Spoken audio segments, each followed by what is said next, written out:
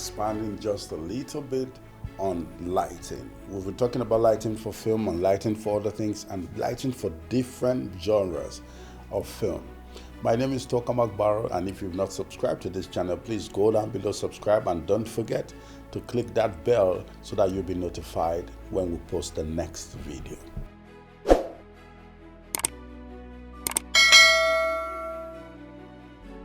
So I've worked with several cinematographers here and there over the course of my career, and there is a common mistake that most of us make. I'm a cinematographer too. So when you're filming a certain genre, maybe you're filming horror, the way to light a horror film is completely different with the way you light a feel-good drama. It's a different setting entirely. So your light needs to say something. There are movies when you see the atmosphere, the room, when you see the lighting design, you just know, okay, something is going to happen. So let's go straight into this one.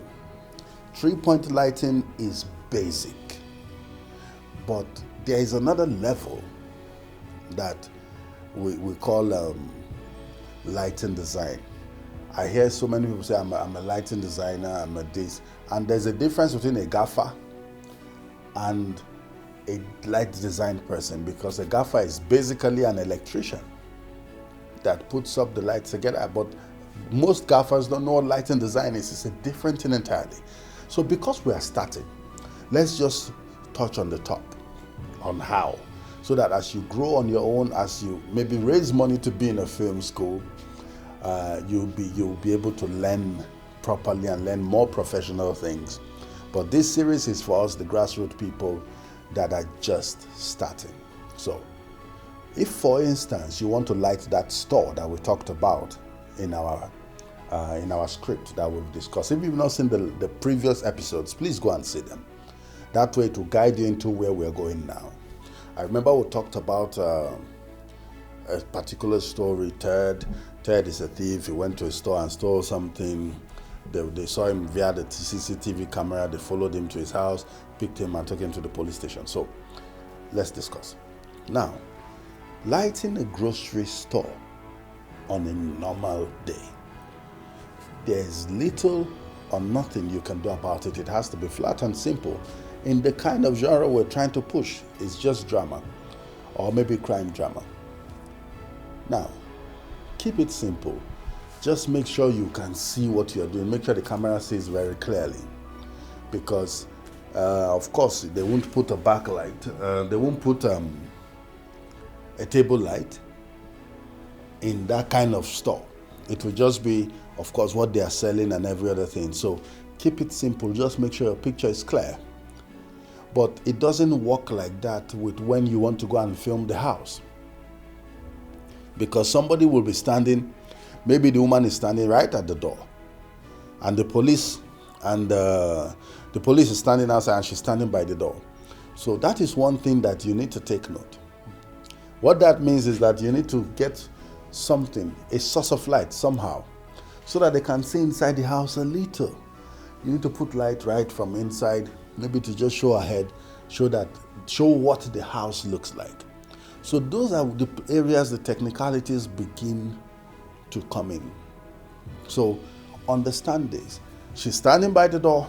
You need to show a little bit of the house, because she probably won't tell them to come in. Maybe she opens the door and you're seeing part of the house. So one of the mistakes that most of us make, you will see that door and everywhere will be dark. That is a problem. If you can't afford to get the light inside, shoot it like that. Like I said, it doesn't have to be perfect. I'm saying these things now so that you will understand it. So if you have the means, or when you grow doing your next work, you'll be able to make all these adjustments.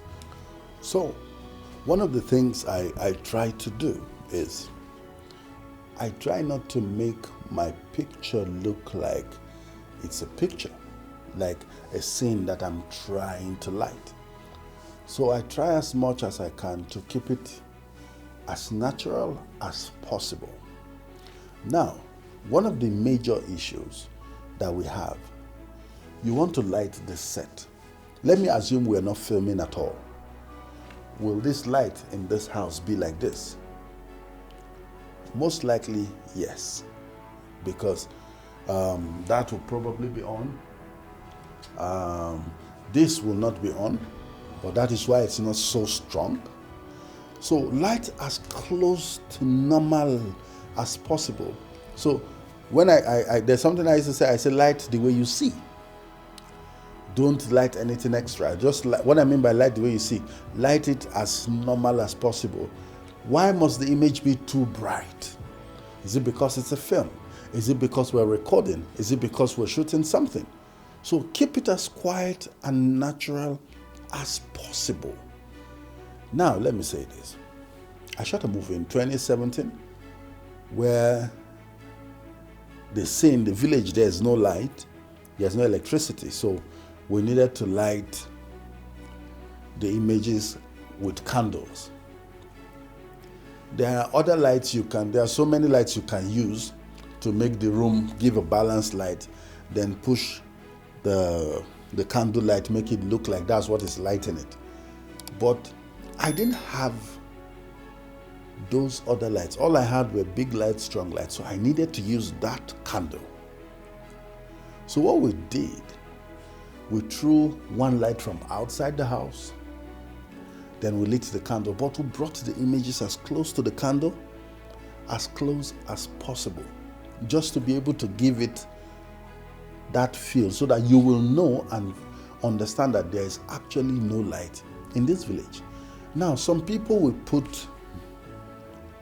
they will tell you it's dark, it's total darkness, there's no light.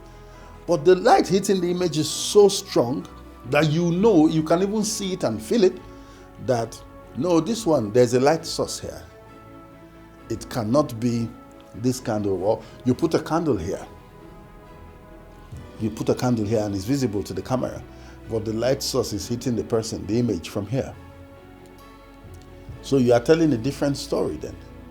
So if you want to say it's this candle that is lighting the set, then bring it here so that it can flow with what you have.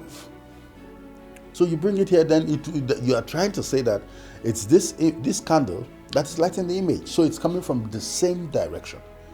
So if you put it backlight on set, please make sure you show the source. If you're shooting outside and it's night, then you throw one backlight from somewhere. That means you're telling us it's the moon. But the ridiculous thing that most of us filmmakers do is that we'll light only the image and forget that the moon is supposed to light or to lit every other thing in its path. So as much as possible, if you can't do it, then leave it. Create a light source. Every director, cinematographer will tell you, what is the light source? Where is this light coming from? If you're saying it's light, it has to come from somewhere. It is very important for you to show your source of light. Now, there's a backlight. The reason I put that light there, you can see a source. So you assume that, okay, maybe that's what's lighting what you're seeing now. There's another source of light down there from the outside. That's what's lighting it. So don't just create lights or create sources without showing them. It is very, very important. I've been in a situation where you are shooting in a tunnel. When you are filming in a tunnel, there's no way you can have backlight. So it's supposed to be dark. So mandatorily, I had to give them torchlight. They had this light on their head. So when this person is turning, his light is becoming your backlight or is becoming your face light. So when they're talking to each other, you can clearly see that they are on each other's face. So it's very important that you understand how lighting works. Don't think it too much. It is very simple.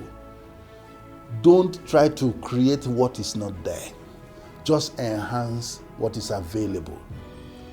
If there is this light here, well, enhance it, make it better, use it as your backlight.